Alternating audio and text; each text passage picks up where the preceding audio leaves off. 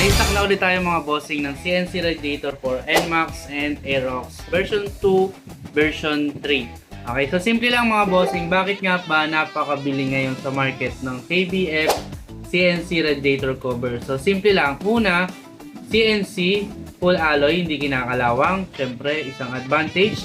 Napakahirap kasi kapag kinabit mo ngayon, after 1 month, kakalawangin. So, sayang ang pera. Pangalawa is yung kanyang looks. So, maangas, maporma, kuwang-kuha talaga yung puso ng mga rider ngayon dahil sa forma. Ayan, diba? Napaka-stylish kasi, kaya naman kuwang-kuha talaga yung taste ng mga rider natin ngayon. And pangatlo, syempre sa price, sa quality niya ay hindi ganun kataas yung price. Kaya naman 1, 2, 3 sigurado pasok na pasok sa budget, sa looks, sa quality, kaya naman napakabili ngayon nito. Okay? Actually monthly marami tayong napapaship nito. Ngayon konti na lang yung stock, pero by next week 100 pieces yung parating natin ngayon. So meron pang konti, kaya ayan, check nyo na mga bossing. See you!